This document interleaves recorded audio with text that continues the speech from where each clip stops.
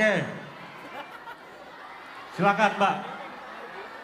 Boleh langsung ke depan menempati panggung bersama Mas Anies.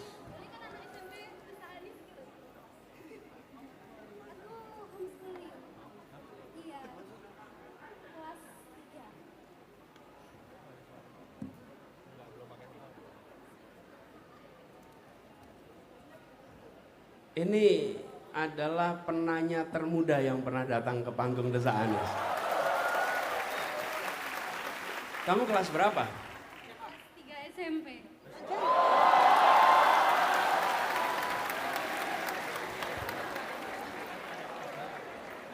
Kamu pamit, kamu homeschooling kamu ya?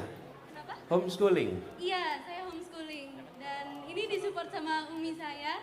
Jadi Mana dia, ibunya? Itu. Ah, Iya. makasih Bu. Namanya siapa? Zia. Zian. Iya.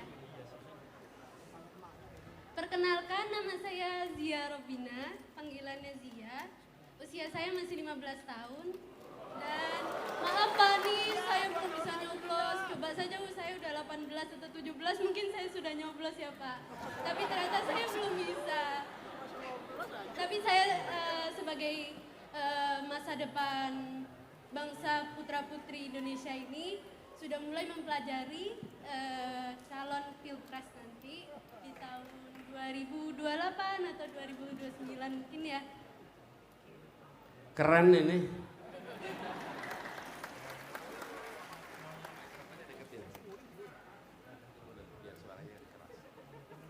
Jadi mungkin saya langsung to the point aja ya Pak. Pendapat Bapak tentang kurikulum di Indonesia, kemampuan murid kan tidak semuanya bisa sama ya Pak. Dan kecenderungan anak murid cenderung berbeda-beda. Jika kita kebanyakan di sekolah-sekolah menyemar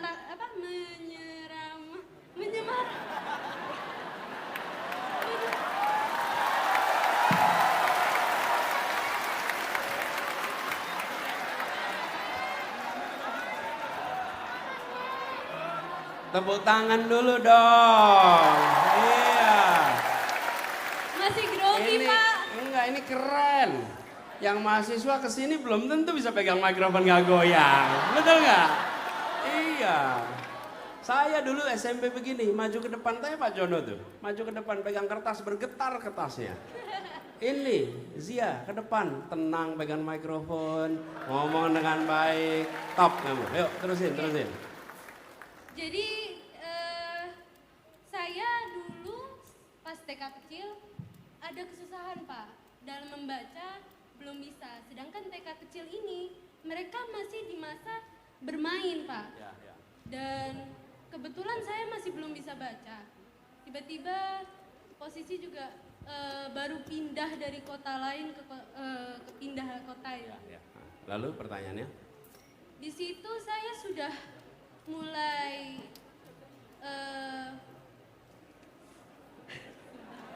di situ saya sudah mulai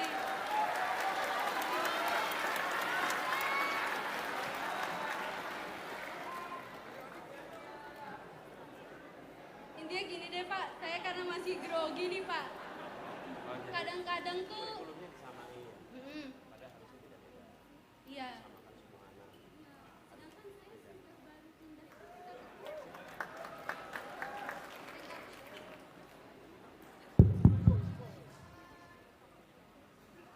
Si, Pak. Sedangkan saya waktu TK kecil sudah dibilang sama gurunya, dipanggil orang tua saya mengidap disleksia. Padahal saya sekarang membaca buku bahasa Inggris, bahasa Indonesia dengan lancar. Di situ menjadi pertanyaan, gimana sikap Pak Anies, pendapat Pak Anies untuk menangani situasi ini? Ya. Jadi gini, Zia, coba dikoreksi ya kalau saya salah. Jadi pertanyaan Zia, jangan sampai setiap anak disamakan. Ada yang sudah siap belajar, ada yang belum. Betul ya? Dan guru tidak boleh melakukan judgement. Kemudian memberikan label kepada anak-anak. Oke, ya. Saya rasa setuju sekali, dan disampaikan Zia ini adalah hal yang penting sekali. Harus disadari oleh semua yang berada di dunia pendidikan. Anak-anak punya potensi yang berbeda-beda dan tidak boleh diseragamkan. Justru harus ditumbuhkan. Karena itu saya sering bilang, jangan pernah menggunakan istilah mencetak, karena anak tidak untuk dicetak. Jangan mencetak generasi emas. Memang pendidikan cetakan? Bukan, selalu menumbuhkan. Kalau menumbuhkan, keunikan yang ada di dalam tiap pribadi akan tumbuh dengan baik. Itu kira-kira begitu. Ya. Lalu yang dibutuhkan di sekolah adalah begini, bibit yang baik. Ini kalau misalnya analog sebagai perumpamaan tanaman, bibit yang baik supaya bisa tumbuh harus ada tanah yang subur, betul ya? Nah, tanah yang suburnya di mana? Sekolah. Sekolah itu apakah TK, apakah SD, SMP harus menjadi lahan untuk anak itu tumbuh supaya bisa tumbuh dengan baik sesuai potensinya. Lalu bibit baik, tanah subur, iklimnya harus baik. Kalau iklimnya tidak baik tidak bisa tumbuh. Yang bikin iklim siapa? Pemerintah dengan kebijakan-kebijakan yang dibuatnya. Nah, gurunya yang bagian merawat tidak boleh judgement begitu. Dan menurut saya di fase pendidikan usia dini tidak boleh anak-anak diharuskan bisa membaca dan menulis, tidak boleh. Itu masa bermain, betul-betul bermain. Biarkan anak-anak bermain. Nanti masuk SD baru mulai belajar menulis. Dan pengalaman saya pribadi, saya ini masuk TK umur 3 tahun, baru masuk SD umur 7 tahun, jadi 4 tahun TK-nya itu. Cum laude itu TK. Kalau kuliah itu kan makin cepat makin dapat cum laude kan? Kalau TK makin lama itu makin cum laude. Jadi saya masuk TK 3 tahun di TK Aba di Dagen. Kemudian habis itu masuk TK Masjid Syuhada. Dan saya baru belajar baca tulis itu SD kelas 1. Saya beruntung sekali. Kenapa? Orang tua saya tidak pernah memaksa saya untuk calistung waktu TK. Guru saya tidak pernah memaksa calistung di saat usia TK. Dan baru ketika SD, saya sering sampaikan kepada orang tua, jangan pernah takut anaknya tidak bisa baca tulis ketika TK. Jangan pernah takut. Kenapa? Ini contohnya nih. Alhamdulillah besarnya bisa baca dan bisa tulis. Ini contohnya nih. Nggak ada yang namanya terlambat belajar calistung. Justru itu kesempatan bermain yang harus dijaga. Jadi Zia, saya setuju. Kapan-kapan kamu bikin tulisan soal itu, biar jadi pengalaman buat semuanya, ya. Oke, makasih Zia. Saya boleh tanya nggak sama kamu? Gantian saya yang tanya. Boleh pegang dong ini ya. Zia, kalau nanti kamu udah gede, kamu pengen bikin apa?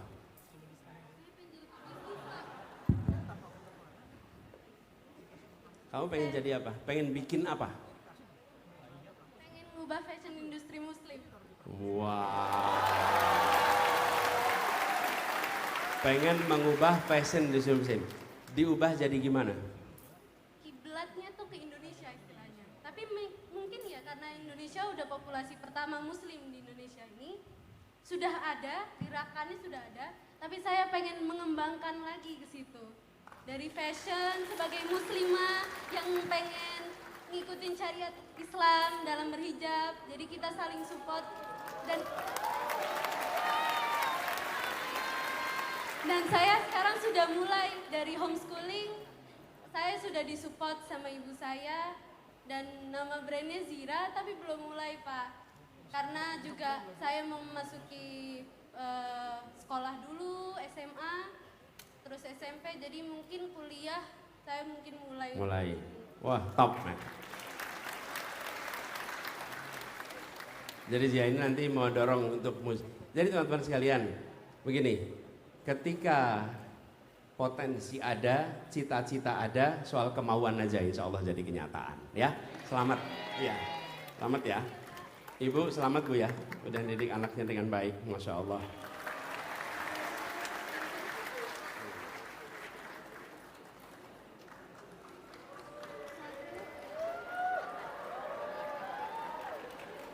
Makasih banyak ya Pak. Boleh dong kasih tepuk tangan yang meriah buat Zia.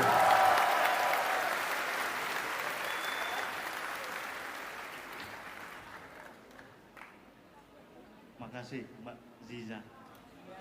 Coba Mas. kita yang dulu masih SMA, SMP kelas 3, kira-kira kalau umur 15 tahun bisa nggak duduk di sini nih? Amazing. Yuk. Mas Anies, kita dapat informasi nih, kita kedatangan teman-teman dari Indonesia Mengajar. Indonesia, mungkin boleh kita undang ke atas teman-teman Indonesia Mengajar, boleh? Satu perwakilan. Mbaknya mungkin yang pakai kemeja, oh boleh, siapa? Teman-teman dari Indonesia Mengajar. Tepuk tangan dulu dong teman-teman.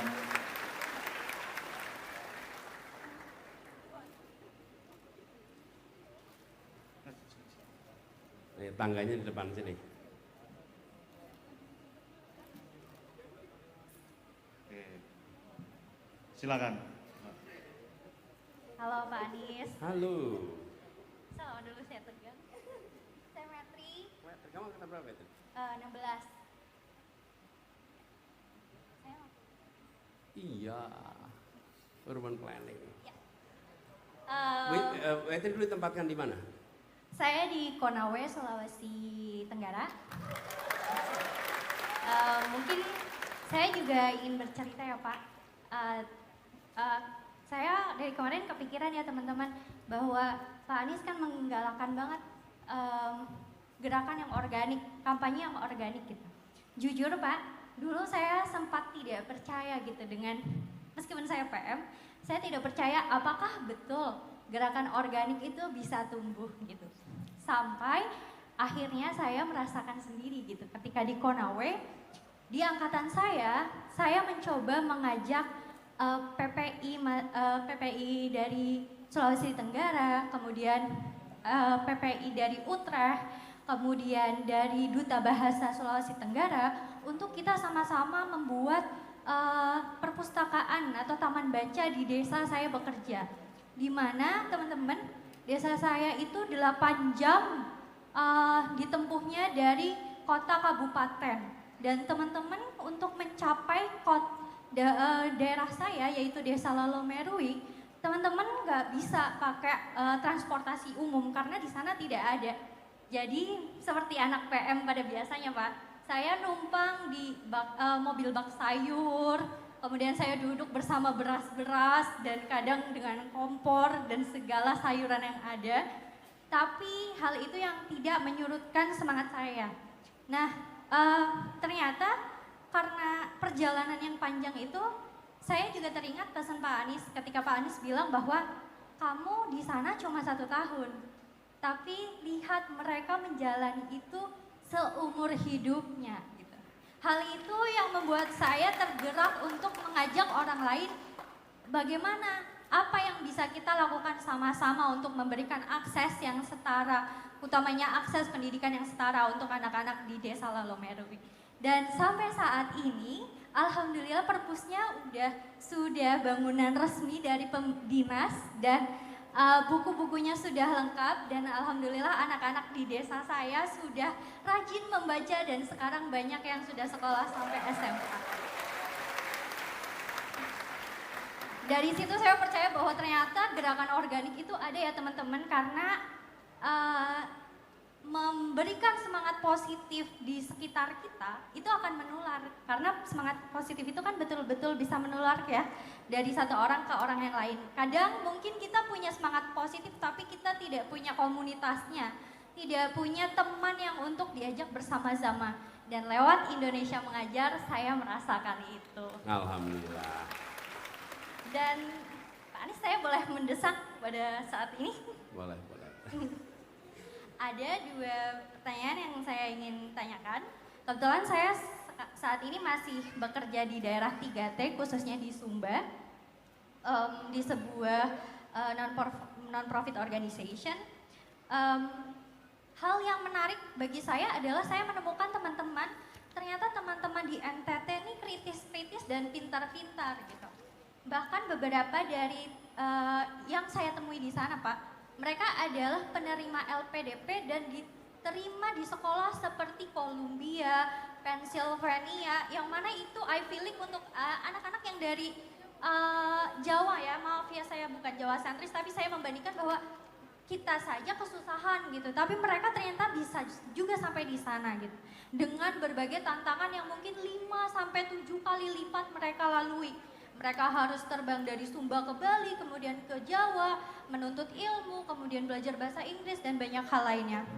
Nah, dari situ saya melihat ternyata mereka bisa mengkoneksikan antara kebijakan yang ada di nasional dengan apa yang ada di grassroots gitu Pak, di mana mereka yang lebih kenal dengan daerah mereka.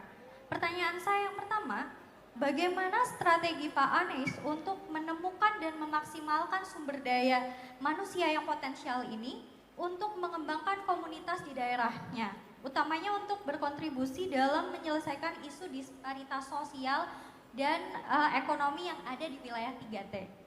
Kemudian Pak yang kedua. Oh oke, baik. Mungkin itu aja dari saya. Okay. Terima kasih. Thank you Wetri, thank you. Duduk dulu dah Wetri. Gini, makasih pertama. Teman-teman semua, setiap kali jumpa dengan mereka-mereka yang mau menjadi pengajar muda ya, ditempatkan di pelosok tanah air, saya selalu punya rasa hormat. Ya betul, kami menginisiasi programnya, tapi kami tidak berangkat. Yang berangkat itu adalah adik-adik seperti Wetri ini, dan berada di tempat-tempat yang amat jauh.